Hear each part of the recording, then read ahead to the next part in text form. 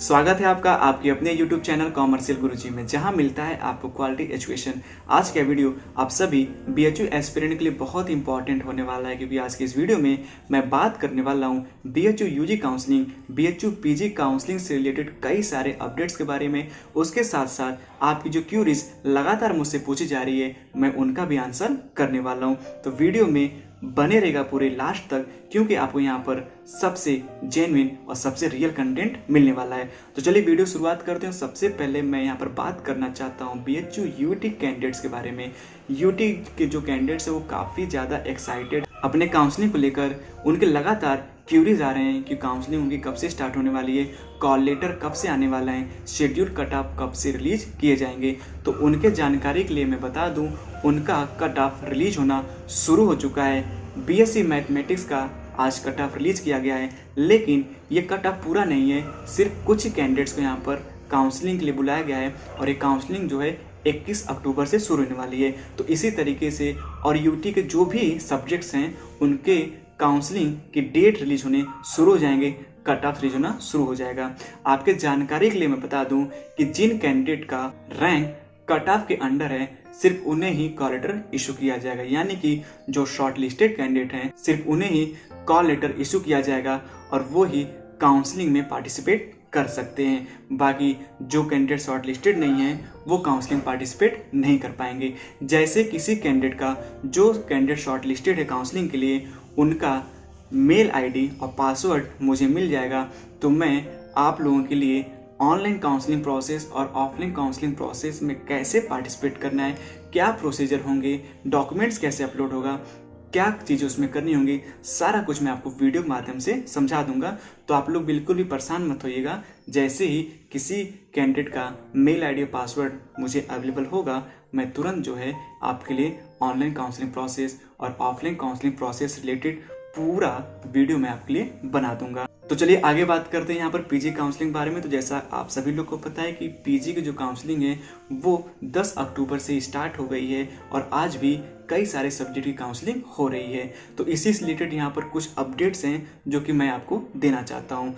कल से बहुत से कैंडिडेट का जो मेल और पासवर्ड है वो लॉगिन नहीं हो पा रहा था, तो मैंने उसके सोल्यूशन के लिए आज सुबह में ही वीडियो अपलोड कर दिया था। अगर आपको ऐसी प्रॉब्लम फेस हो रही है तो आप वो वीडियो देखिए, आपका प्रॉब्लम जरूर सॉर्ट आउट हो जाएगा। तो यहाँ पर कई सारे अपडेट्स मेरे पास हैं। कुछ अपडेट्स इंफॉर्मेशन रिलेटेड हैं और कुछ अपडेट यहाँ पर आपके काउंसलिंग प्रोसेस से रिलेटेड हैं। तो पेड के कई सारे एस्पिरेंट हैं, उन्होंने इंफॉर्मेशन मुझसे शेयर की है। वो इंफॉर्मेशन मैं आपसे शेयर करने वाला हूँ कि हो सकता है आपको ऐसी प्रॉब्लम फेस करनी पड़े, या हो सकता है जो इंफॉर्मेशन मैं आपको देने वाला हूँ वो आपको इंफॉर्मेशन चाहिए हो। तो यहाँ पर एक कैंडिडेट हैं जो कि MA एजुकेशन के हैं, जिनका नाम है देव विजयनी।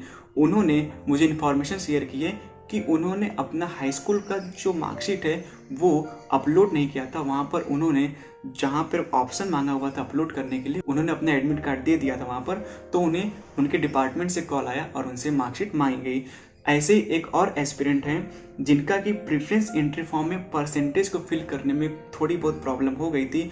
उनको मेल आया और उनको पूछा गया उनका परसेंटेज, और उन्हें ये बोला गया कि आप अपना परसेंटेज जो सही है वो प्लेन पेपर पर बकायदा नोट करके मेल कर दें। तो इसी से रिलेटेड आपको अगर प्रॉब्लम हो रही है, कोई भी क्यूरी BHU से आ रही है, तो या तो आपके पास वो मेल से आ सकती है या तो आपके पास वो कॉल से आ सकती है।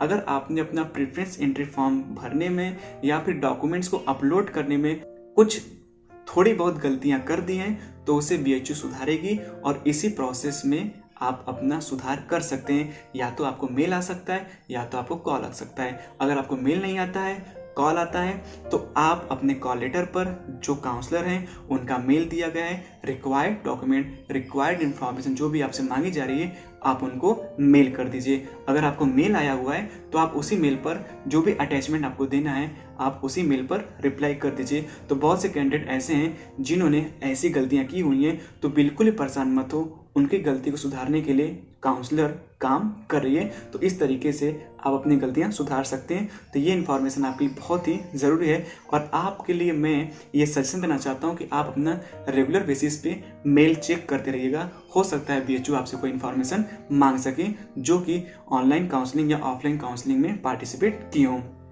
चलिए इसके आगे बात करते हैं। तो यहाँ पर कई सारे एस्पिरेंट हैं, उन्होंने बहुत ही इंपॉर्टेंट इन्फॉर्मेशन मुझसे शेयर की है। तो मैं सारे एस्पिरेंट का यहाँ पर नाम बताता हूँ। शिखा जो कि LLM एस्पिरेंट है, रूबी शर्मा जो कि MSc इन्वायरमेंटल एस्पिरेंट है, मोनालिसा जो कि MSc बायोकेमिस्ट्री से हैं, रुचि जो कि MSc इन्वायरमेंटल से हैं, विनय कुमार जो कि मैनेजमेंट ऑफ एग्री बिजनेस से हैं, प्रीति शाह जो कि MSc मैथमेटिक्स से हैं। इन सभी लोग ने बहुत ही इंपॉर्टेंट इन्फॉर्मेशन मुझे शेयर की है। आपकी स्क्रीन पे दिख रहा होगा। अब जब आप अपना काउंसलिंग कर रहे हैं, वो ऑनलाइन हो चाहे ऑफलाइन हो, अगर आपने ऑनलाइन काउंसलिंग में अपने सारे डॉक्यूमेंट्स अपलोड कर दिए हैं तो आपको यहाँ पर स्टेटस के रूप में एक स्टेटमेंट देखने को मिलेगा जिसमें आपका course called for mode documents upload preference log verification and result दिखाई देगा। पहले ये चीज़ नहीं थी, लेकिन मैंने कल की वीडियो में आपको समझाया हुआ था कि BHU यहाँ पर अपग्रेडेशन कर रही है अपने सॉफ्टवेयर सिस्टम में। तो अगर आपने ऑनलाइन काउंसलिंग का प्रोसेस पूरा कर लिया है तो आपका जो प्रेफरेंस तक कंप्लीट दिखाएगा। उसके बाद जब आपकी काउंसलिंग होगी तो आप एक स्टेप आगे और बढ़ेंगे, आपका प्रेफरेंस लॉग दिखाएगा। अगर आपका प्रेफरेंस लॉक हो चुका है तो आप परेशान मत होइए, ये सारा कुछ प्रोसीजर BHU के द्वारा किया जा रहा है। उसके बाद आपका आगे वेरिफिकेशन होगा। अगर आपका वेरिफिकेशन हो चुका है तो वेरिफिकेशन के नीचे कंप्लीट लिख देगा। तो जैसे जैसे आप स्टेप पूरा करते जाएंगे वैसे वैसे ये चीज़ें होती जाएंगी। ये चीज़ें ऑफलाइन काउंसलिंग वाले कैंडिडेट्स के लिए भी हैं, क्योंकि वो जब ऑफलाइन काउंसलिंग में पार्टिसिपेट किए होंगे तो उन्होंने अपना सारा डॉक्यूमेंट वगैरह वहाँ पर दिया होगा, तो उनका प्रेफरेंस कंप्लीट दिखाएगा। उसके बाद वेरिफिकेशन वगैरह हो जाएगा तो उनका प्रेफरेंस लॉग मतलब कि जिस लोकेशन मतलब DMC, AMPG, VCW जो भी एफिलिएटेड कॉलेज जो भी सीट्स अवेलेबल हैं मेन कैंपस या फिर एफिलिएटेड में, वो आपका प्रेफरेंस है और वही प्रेफरेंस लॉक हो रहा है। अब आप ये मत समझिएगा कि यहाँ पे ये सब्जेक्ट कोड था या फिर ये कुछ और था, वो यहाँ पर लॉक हो रहा है। जहाँ पर जो सब्जेक्ट अवेलेबल हैं, जो प्रेफरेंसेस आपने दिए थे वही यहाँ पर लॉक हो रहे हैं। उसके बाद वेरिफिकेशन होगा। वेरिफिकेशन जब हो जाएगा उसके बाद आपका रिजल्ट, ये रिजल्ट क्या होगा? ये रिजल्ट वही होगा जब आपको एडमिशन कैंपस में या फिर एफिलिएटेड में मिलेगा।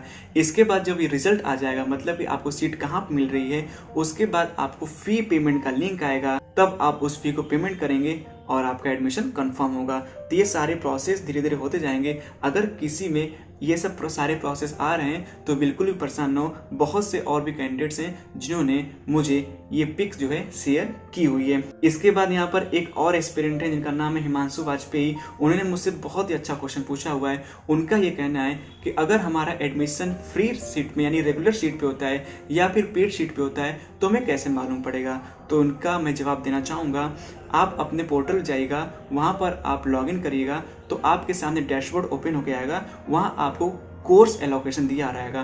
कोर्स एलोकेशन में दो पार्ट में चीज़ें बताई गई हैं, एक रेगुलर और दूसरा पेड। अगर आपका रेगुलर सीट पे एडमिशन होता है तो रेगुलर वाले जो स्टेटमेंट है उसमें आपका पेमेंट का लिंक आएगा। अगर आपका पेड सीट पे होता है तो जो पेड सीट का ऑप्शन बना हुआ है उसमें आपका पेमेंट का लिंक आएगा और फी के हिसाब से आप खुद समझ जाएंगे कि रेगुलर सीट है या फिर पेड सीट है। तो इस तरीके से आपको पता चल जाएगा कि आपको रेगुलर सीट मिल रही है या फिर पेड सीट मिल रही है। उसके साथ साथ एक एस्पिरेंट है जिनका नाम है धीरेन्द्र तिवारी। वो हिस्ट्री के एस्पिरेंट हैं और उनका 141 रैंक है, लेकिन हिस्ट्री डिपार्टमेंट से सिर्फ और सिर्फ 117 कैंडिडेट्स को बुलाया गया है जनरल से, और ठीक ऐसा ही कुछ लेखा जोखा है MA फिलॉसफी का। उसमें भी जो सीट्स हैं उससे बहुत ही कम कैंडिडेट्स बुलाए गए हैं। इन दोनों कोर्सेज में अभी तक शेड्यूल में बहुत ही कम कैंडिडेट बुलाए गए हैं, लेकिन जो भी एस्पिरेंट हैं हिस्ट्री के फिलॉसफी के वो बिल्कुल परेशान न हो, शेड्यूल फिर से रिलीज किया जाएगा। क्योंकि जो कैंडिडेट्स बुलाए गए हैं उन कैंडिडेट्स में से DAV और मेन कैंपस सीटें फुल नहीं हो पाएंगी। और इस बार चर्चा BHU में भी फैकल्टी ऑफ आर्ट में काफ़ी ज़ोरों शोरों से चल रही है।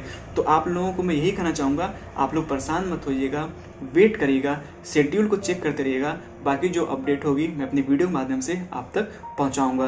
तो ये सारा कुछ अपडेट है आज के बारे में। बाकी और कुछ अपडेट आती है आप लोग के साथ ज़रूर शेयर करूंगा। तो मिलते हैं नए वीडियो में कुछ नए अपडेट के साथ।